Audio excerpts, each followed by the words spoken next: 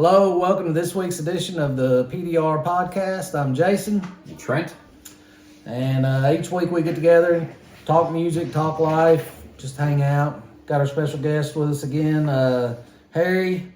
This week he brought Wayne with him. Last week Garth was here, so I guess he's equal opportunity guest host. I don't know. Okay. So what'd you listen to last week?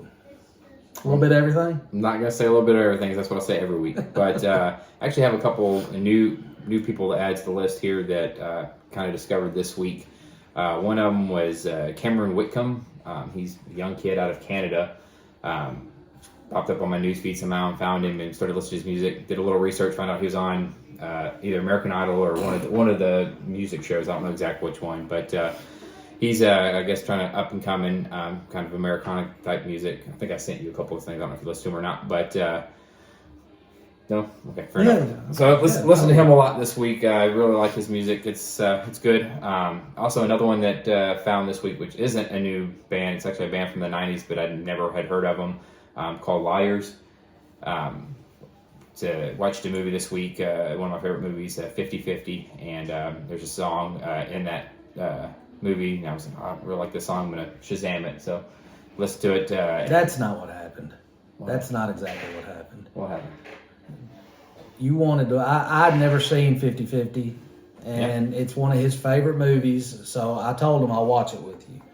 So there's a reason why I don't watch this. It's the cancer movie, and there's a reason I don't watch these kinds of movies. That song is playing during the scene they're taking back for surgery, so it's like an emotional scene. And I'm breaking down like an idiot. Just it's awful, very emotional. So the movie ends, all right, and it ends on a Pearl Jam song, and I start in again at the end. The song starts playing. I'm like, oh my gosh, and Trent's like, oh, I totally forgot. So I'm collecting myself, and he's like, hey, rewind that back to the scene where they're taking him back. And I'm like, what? He wanted to Shazam the song. Yeah. Which I'm glad he did, but he made me relive that scene again. But anyways, it's all good. But go ahead. Side note, that's a really good movie. If you haven't seen it, you should go check it out. It's fantastic. But yeah, so they have several albums, like I said, and they were out in the 90s and early 2000s. I'd never heard of them, but that's my favorite song, but didn't listen to any full album, I don't think, but I listened to a little bit of a few songs off each one of their albums. It's kind of weird, a little different, but I kind of like it. It's Radiohead light. Yes. In my opinion. Which Radiohead was on the soundtrack as well. So it's good. They're good. Yeah. They're good. And then the other one was, your homework last week was Ron Pope, so I started just getting down the rabbit hole and listening to Ron Pope again. And other one was Dave Matthews Band. Nothing in particular, just kind of a little bit of all their stuff, old and new, which, side note, their new album, I really like. It's good. I like their new album a lot. I think we've talked about this before. I'm not a huge studio album Dave Matthews Band fan. Right. Like, in my mind, they're a live band. Right. Sure, yeah. And a lot of their albums don't translate for me. But, like, this last one, it's really good. Yeah. It's a real good studio album. Yeah. We should probably... We'll maybe do a deep dive review on it. Sure. All right, what about you? What did you listen to? I started off the week with a lot of old Tooth and Nail bands. If you don't know, Tooth and Nail is it was an old Christian run label from the mid-90s, and they had a lot of hardcore bands on the label. And I found a Genius playlist on the Apple Music. It had like Stavesacre, Starflyer 59, Project 86, just a bunch of them old heavy, just hardcore bands from back in the day. And it got me down this rabbit hole, and I, lo and behold, pulled out the DC Talks Jesus Freak CD. And I played it for Nash. And I forgot how it holds up. It's just some really good songs on that CD. Then last week we didn't talk about Pearl Jam. This week we are. Huge Pearl Jam fan, as you know. There's been talk of a new album for about a year now. Andrew Watt, who is he produced a Bieber album and a couple other pop stars, and then he did the last Ozzy album. He did Eddie Vedder's last solo album, Earthling. or Earthlings. He went in and he produced their new album, and it's coming very soon. It's exciting. So soon that they announced a listening party at the Troubadour, and where they showcased the new album.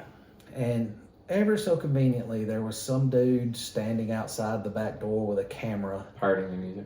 recording it, illegally recording it, which that's complete crap. I mean, Sure. it wouldn't be on the internet Yeah. But so I got to hear snippets. Now, mind you, horrible sound quality, but it's still really exciting. So that was on Thursday, and from Thursday on, I have listened to every Pearl Jam album in order, and started back through. Like, I get on these kicks, and that's the danger of being a Pearl Jam fan. When it hits you, and you can't get away from it. But that's mostly what I've been listening to this week. Cool.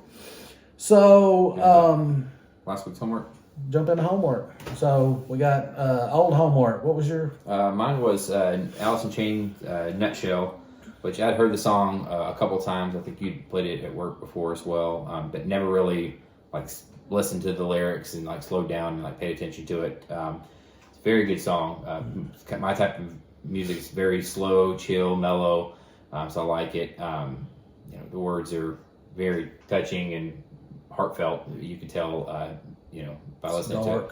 Dark for sure. Obviously, it was about his heroin addiction, battling that, and then trying to stay away from conforming to music, the standard industry norms, and that kind of thing. I think there's a lyric in there that said something about like, if I can't be myself, then I'm better off dead or whatever. So it was very good.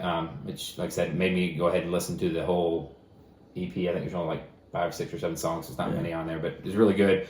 Felt like it maybe a little slept on because not knowing a whole lot about Alice in Chains, the albums that I recognized were like Dirt and Facelift. Right. So, well, if you're of a certain age and you grew up listening to that whole scene, Jar of Lies is totally not slept on. It is like the masterpiece album of theirs, and it's just an EP. But I remember when the first copy of it I ever got. We were on a youth trip, and I had a cassette tape of Jar of Flies and a cassette tape of the White Zombies' Les Exorcist Devil Music Volume 1. And I was like, which one do I get? Which one? And I ended up getting Jar of Flies. And it was like, it's one of those life-changing albums for me. Yeah. Like, it opened up so much because, when you think about Alice in Chains, it's very dirty, nasty, grungy. Yeah. Very dark lyrically, and this is too, but it's a different pace. Yep. But like I said, I really liked it. It's one of my, from what little bit I did know of Alice in Chains, I like probably my favorite.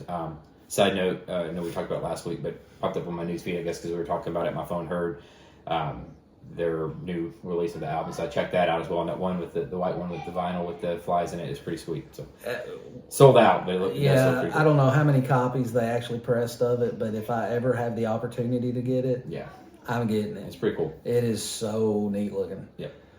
My homework, Ron Pope. The name of the song, Fireflies. That's it. All right, so I've heard it before, just not really paying attention to it. I think it's one that you've played for me before. Yep. It's a really solid track, very good. It starts out. It's kind of storytelling. It starts out real romantic and like planning and the whole 9 yards. And it seems like when I started like really dissecting the lyrics, I'm thinking, this is different for Trent. This isn't sad. This isn't like, and then all of a sudden it hit. It is kind of sad. Yeah. It kind of changes gears about midway through. But he's a solid songwriter. Yeah. He's a really, really good songwriter. You've seen him live a few times, right? Yeah, several times. I think probably at least 4 or 5 times. Mostly in Nashville. I think saw him in St. Louis once. He's actually lives in Nashville now. He's from I think the New York area or something, but he lives down here now. During COVID, obviously all his shows were canceled or whatnot, so he did a lot of You mean COVID? COVID, yeah. A lot of his shows were canceled, so he did a lot of like shows at his home, like in his living room, just acoustic sets and piano and stuff. And so I watched, he'd like live stream a couple songs a night for like a couple weeks. And so I watched those pretty much every night when he did those. So it's kind of cool. Yeah, not to change the subject, that's something we need to talk about in a future episode. There were so many like home recordings during COVID that were really, really cool. Yeah. Like Pearl Jam did one, and they were all in different houses, and somehow they synced it up, and they were all playing. And then Post Malone did an entire Nirvana show in his house. Yeah, I remember that. Which was really cool. We need to talk about some of those. Yeah, but there's probably others that we don't even know about either. Yeah, for sure. Yep. New homework. You want me to go first? You want to go first? Okay. All right. So in the spirit of, you like Pearl Jam? Yeah. You're not a super fan. You're not a huge fan. Not a super fan, but I do like it. Well, my mission in life is to make you a huge fan. And if that means forcing it upon you, then so be it. But I've had you listen to several Pearl Jam albums, and some of them you like, some of them you like, but around the Versus Vitology era, things were not great in the band. In steps Neil Young, Uncle Neil, and he kind of does this mentorship with them. He kind of takes them under his wing, and they even talk about now in interviews and stuff, had it not been for like Neil Young and Pete Townsend taking them under their wing, the band probably wouldn't have made it. But after Vitology, Neil Young comes to him and says, "Hey, I want y'all to be my backing band for my next album." And of course, who tells Neil Young no, aside from Leonard Skinner? But so he hires them. They are his backing band, so it's Neil Young and Pearl Jam, not Neil Young and Crazy Horse or whoever. And they record this album called Mirrorball. So incidentally, Mirrorball is one fantastic album if you are a Neil Young fan. If you're a Pearl Jam fan, it's not necessarily, you can tell it's not a Pearl Jam album, but you can also tell a lot of the influences from No Code came from this recording session. They recorded it in like 7 days. Eddie is not on it very much. He sings background vocals on some stuff, and he sings, he's in one song called Peace and Love, of course. But it's a really solid album. That's your holy grail as well. This is my holy grail. On vinyl. In fact, it's so much so my holy grail that if I got that album on vinyl in good condition, and when I say good condition, I don't buy vinyl to just like put up and save. I like to get it out and listen to it. Yeah.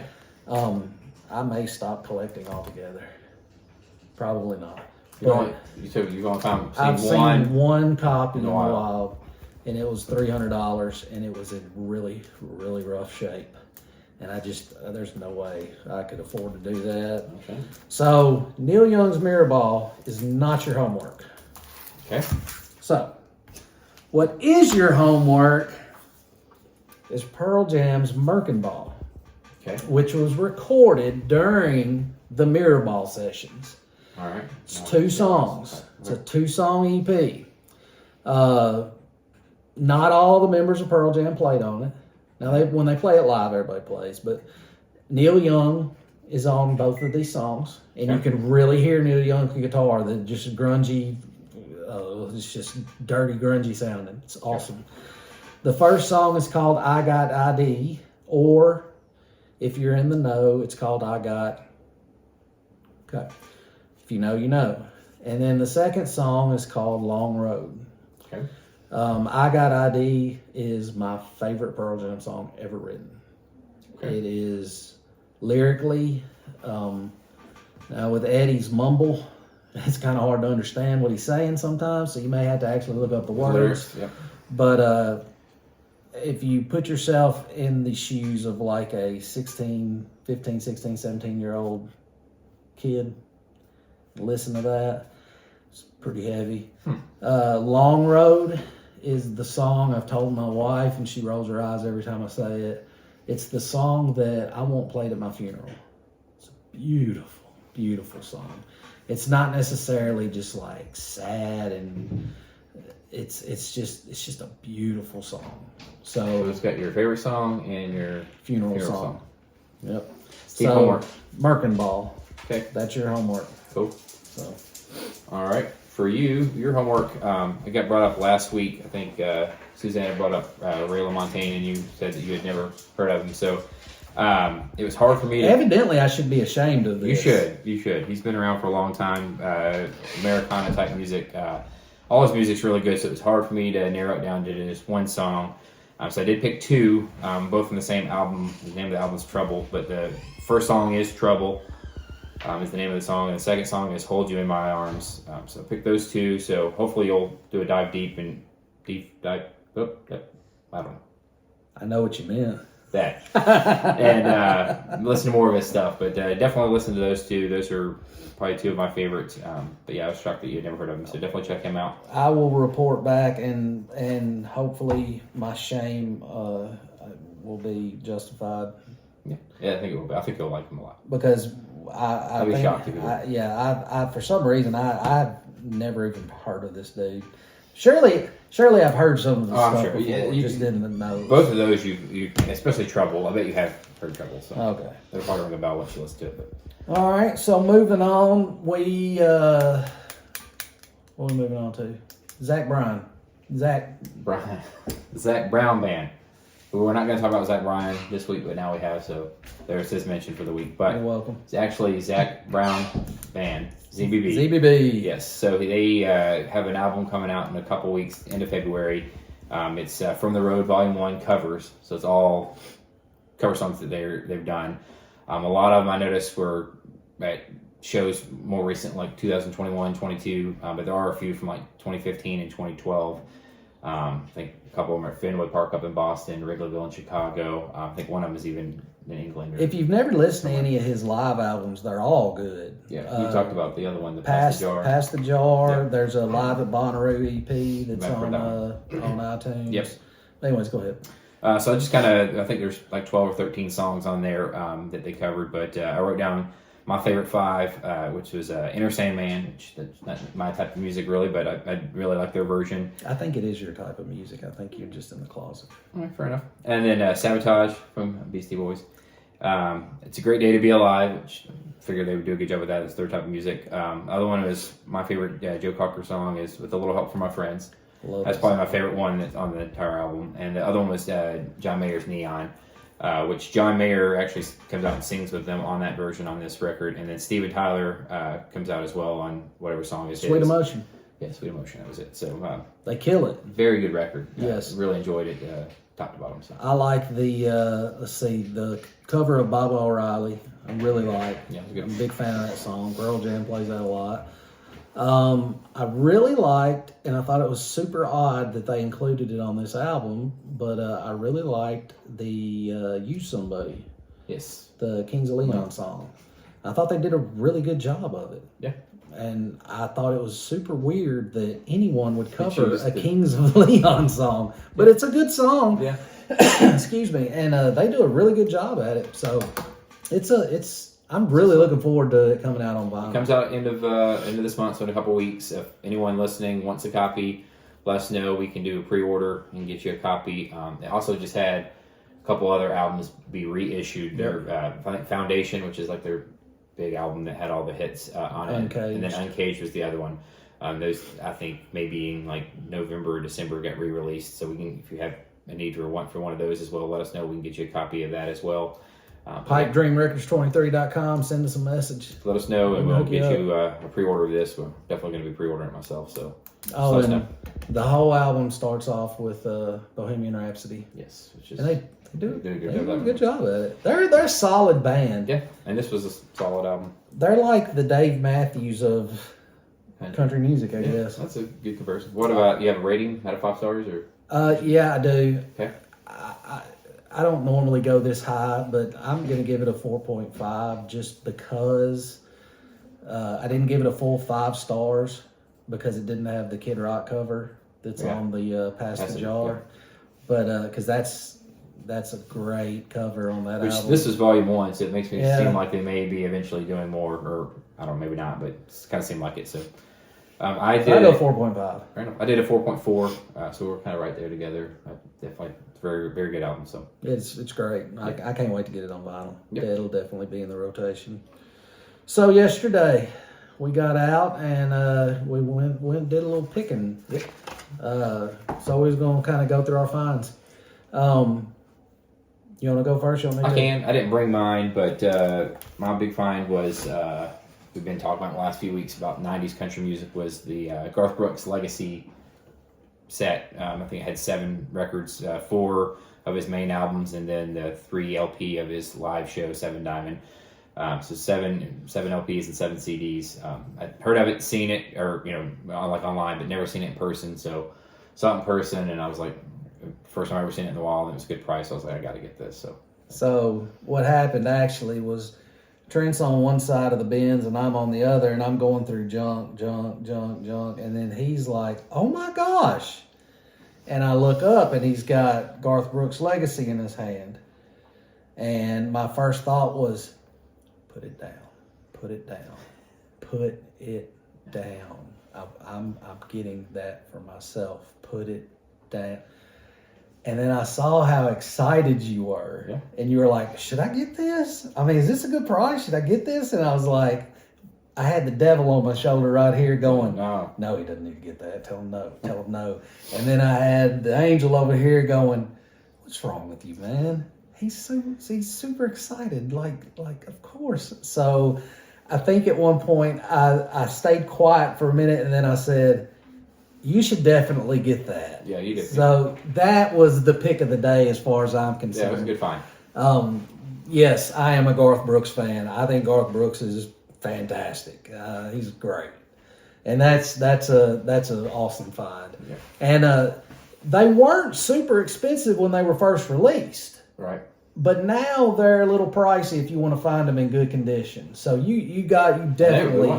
I feel like most of them look like they've never been played. They were Yeah, very you conditioned. definitely got a gem there for sure. Let's see, what did I pick up? I picked up a copy of Magical Mystery Tour. Beatles. Yeah. A pretty super cheap copy, just because I didn't have a copy in my collection, so I was happy to fill that hole. And then anytime I go anywhere and there's CDs, and you saw this yesterday, I have this scan thing I do where I just go through each rack of CDs looking for Pearl Jam. And I came across a couple yesterday, and one in particular, of course, I found another copy of Merkenball, which, I mean, it's like I have to save them from the dust and the dirt of the flea market. So they kind of collect this at your house. Yeah. My wife is shaking her head, yes. Nice. So I found Merkenball and a couple of other singles that I already had. But Yep. My big pick, though, was I did not have this album, Right. at least this version of it. So Pearl Jam's 10, it's the European version. I had it when I was a kid, but who knows what happened to it. But it's got a different spine on it, of course, and it's got 3 extra tracks on it. And there's nothing special about those 3 extra tracks. They're on other albums, but I did not have this version of it, and I thought, wow, cool. But yeah, I can. It's just something about I can scan them pretty darn quick. There was like 2 towers for probably 100 CDs each, and he'd gone through his 100, and I was like on like 14 or 15 trying to go through to see if it was Pearl Jam. And then he jumped past me and was like, "Yeah, none of the rest is Pearl Jam." I'm like, "How do you know?" He's like, "I know what the spines look like. There's nothing there." But I was impressed. Man, since I was probably 12 years old, I've stared at those spines. Spines. So yeah, I know Pearl Jam stuff pretty well. This week I wanted to close the show out. The first show we ever did, we talked a little bit about Brad. Yep. I ordered Brad's final album back last Probably. May. Yeah. I mean, early in the year last year. and I finally got it a couple days ago. So I wanted to bring it out. So that's the final Brad album. We've talked about Shame before. Which is the best one. This is, yeah, it's fantastic. And they even talk about that in the liner notes about Shame. Shame is one of those albums that is, it's just an amazing introduction to Sean Smith. Sean Smith was a musician up around Seattle. Did a lot of solo work, played in a band called Satchel, and then him and a couple other guys, one guy from Pearl Jam and a few other bands locally there, they started jamming together and they made Brad. And I don't know, I felt like I wanted to let everybody know about Brad again because I don't know, it just... They're really good. I listen to them all the time, especially that yeah, 20th Century. If you don't have a copy of that, even if you just need to download it off iTunes, download it and listen to it. Sean Smith was an amazing songwriter, amazing singer, and somebody that never got his due. I read that one of his last shows, there were 30 people in attendance.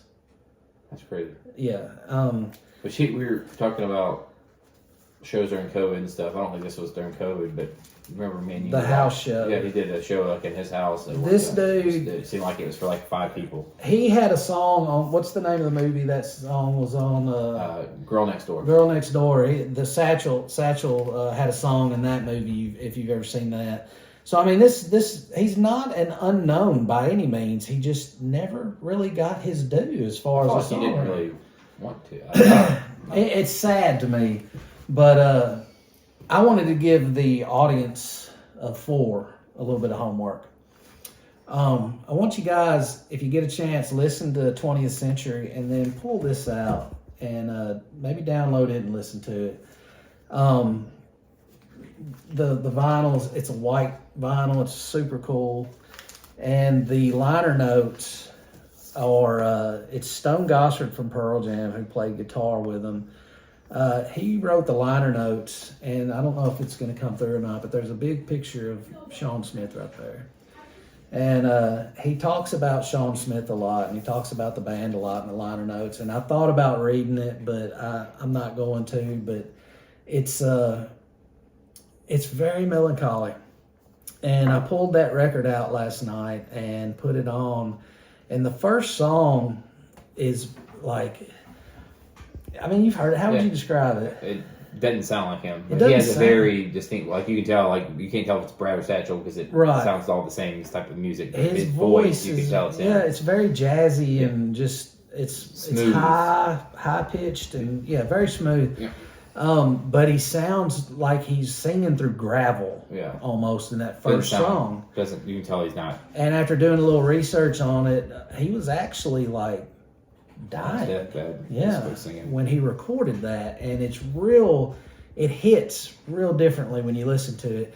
The rest of the album is not like that. It's from what I gather, it's other songs that they had written before that just never, got polished and put out. Mm-hmm.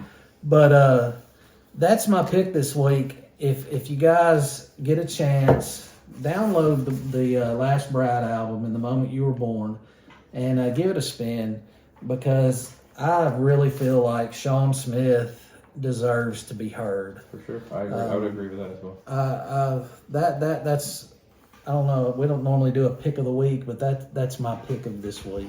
I agree. You got anything else? I don't think so. All right. Well, I'm good. If you're good, we're going to sign off. And thank you guys for watching. And we look forward to talking to you again next week. Leave us some comments. Leave us some comments, interact. Check out our eBay store and our website. We had some more stuff this week. Yeah, we should have mentioned that.